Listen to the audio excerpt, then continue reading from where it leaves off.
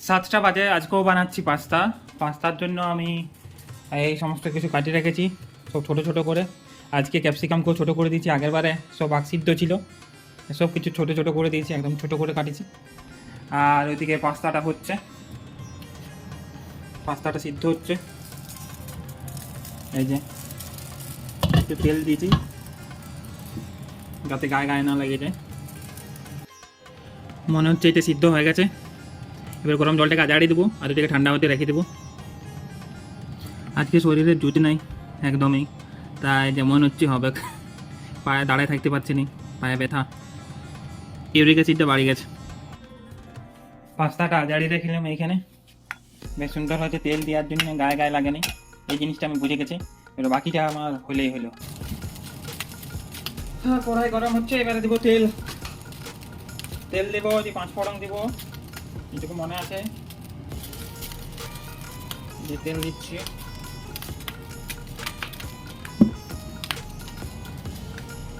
পাঁচ ফোড়ন নয়, জিরা ফোড়ন দিতে হবে, ভুল করে 5 ফোড়ন বললাম, জিরা ফোড়ন।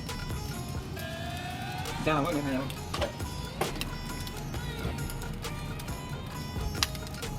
তেলটা মোটামুটি গরম হয়ে গেছে, বাজছে 7:16। আর এইবারে এই যে কাটি রেখেছি সরু সরু করে, এগুলো দিয়ে দেবো, নুন হলুদ দিয়ে দেবো, আর একটু মশলা দিয়ে দেবো, সবজি মশলা দিয়ে দেবো। তরকারিটা দিচ্ছি, অনেকটা বেশি হয়ে গেছে, আজকাল 2 দিন খাওয়া যাবে মোটামুটি, এই আর কি।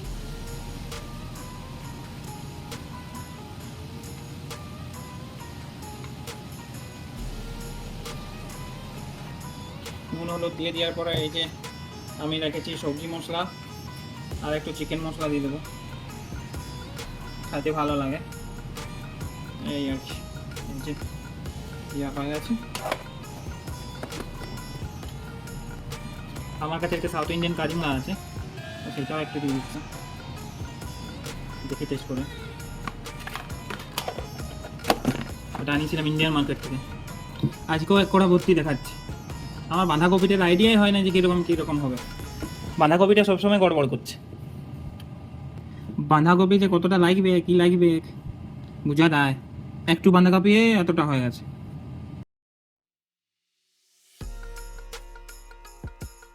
একটু ঢাকা দিয়ে দিলাম, যদি সিদ্ধ হচ্ছে তো হয়ে যাক। একটু একটু জল কাটছিল, তো তার জন্য একটু ঢাকা দিয়ে দিলাম। বাজছে 7:25 সন্ধ্যা। আগের বারের থেকে শিক্ষা নিয়ে আজকে একদম ফাইন করে কাটিছি, একদম সরু সরু করে কাটিছি, দেখলেই বুঝা পাচ্ছি সরু সরু করে কাটিছি। দেখা যাক তাতে কেমন হচ্ছে, ভাজা ভাজা হচ্ছে কিনা। কিন্তু জল কাটছে, এটাই মুশকিল, জলটাকে কী করে যাবে। এই যে ভাজা হচ্ছে, বাজছে 7:25, একটু একটু জল জল আছে, তাই আঁচটা একটু বাড়াই দিয়েছি, দেখা যাক। যখন ভাবলাম যে জল কাটছে, তাহলে একটু আর একটু সিদ্ধ হয়ে যাক, 2-4 মিনিট সিদ্ধ হয়ে যাক। যদি সিদ্ধ হচ্ছে তো হয়ে যাক, সরু সরু কাটা আছে, সিদ্ধ হয়ে যাবে আজকে আশা করছি, দেখা যাক।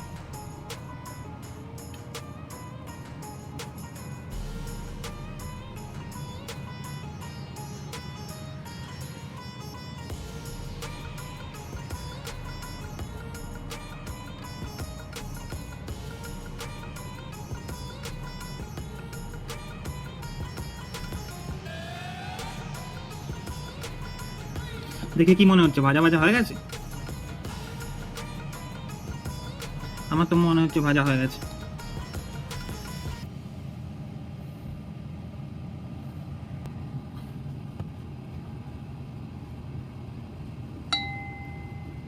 ভাজা ভাজা হয়ে গেছে।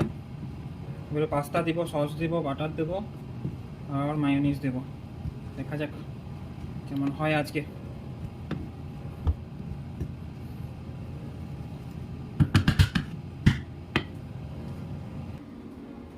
আজকে 30 তারিখ শনিবার, আমার 103 দিন আসা হয়ে গেল কোরিয়াতে।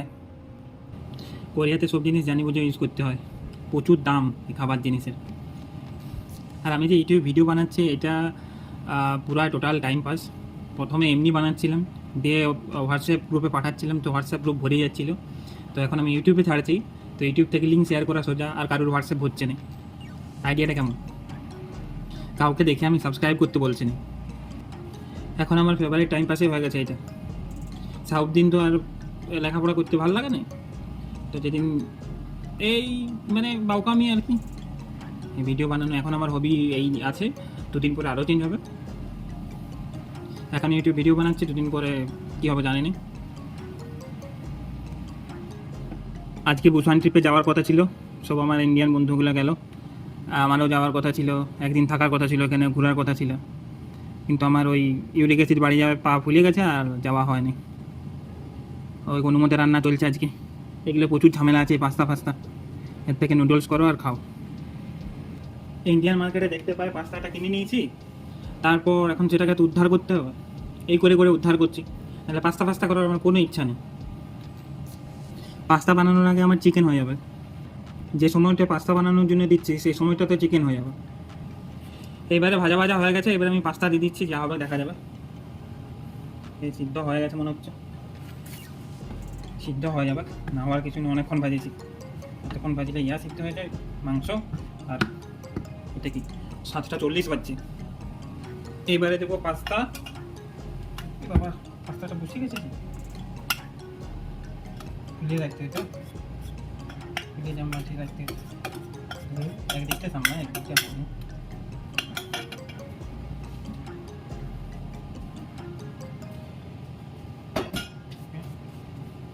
পাস্তা দেওয়ার সাথে দেব মেয়োনিজ,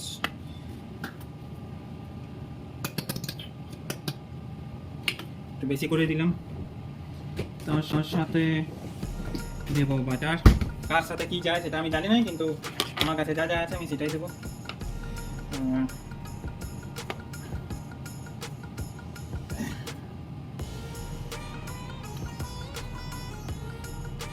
রান্না বলতে ম্যাগি করতে জানতো, ওকে এই বাটাটা হবে, আর একটু বাটার দিয়ে দেবো।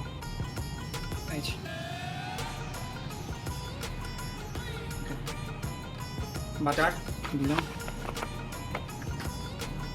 বাটার মেয়োনিজ দেওয়া হয়ে গেছে। পরে কি দেবো লাগতে হবে, এটা ধরে যাচ্ছি। বাটারটা আগে দিই না পরে দিই কি জানি, টমেটো সসটা আগে দিই না, সোয়া সস টমেটো সস এগুলো দিই আগে না পরে জানা নেই, একসাথেই দিই বোধ হয়।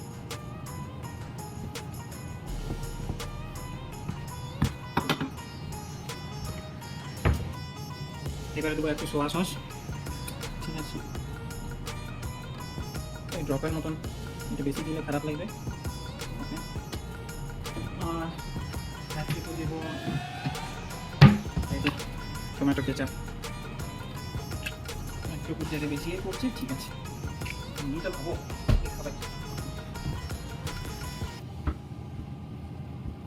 পরে চিজ দিয়ে দেবো, আর একটু মেয়োনিজটা পরে দিয়ে দেবো। মনে হচ্ছে এটা হয়ে গেছে। মেয়োনিজ আর এটা বোধহয় পরে দিতে হতো, মেয়োনিজ আর বাটারটা কি পরে দিতে হতো না আগে দিতে হতো সসের? মেয়োনিজটা একটু কম লাগছে, তো মেয়োনিজটা একটু দিয়ে দেবো, একটু গাঢ় গাঢ় হওয়ার জিনিসটা।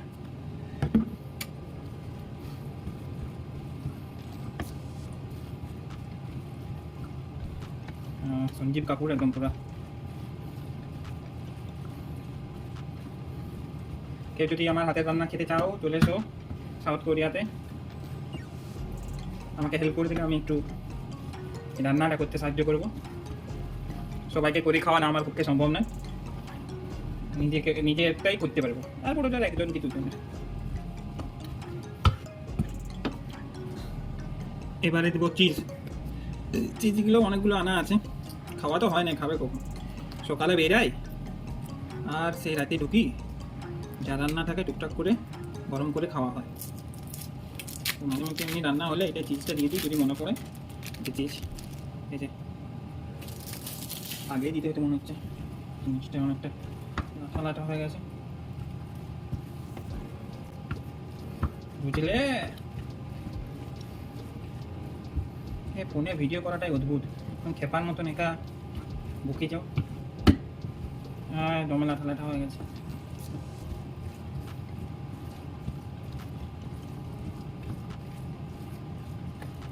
কিন্তু যা আছে ঠিকই আছে। যা হবার ঠিক আছে। আর বোধহয় লাড়া চলবে না, তাহলে এটা নষ্ট হয়ে যাবে। এটাই ঠিক আছে। ফাইনালি আমার রান্না রেডি। এটা হয়ে গেছে, এইভাবেই খাবো, রাতে খাবো। এখন এই 8টাও বাজে না, এখন 7টা 45 বাজছে। 45 মিনিটের মতন লাগলো আমার, আর কাটাকাটি 15-20 মিনিট, 1 ঘন্টার পরিশ্রম। ওকে বাই, দেখা হচ্ছে পরের ভিডিওতে।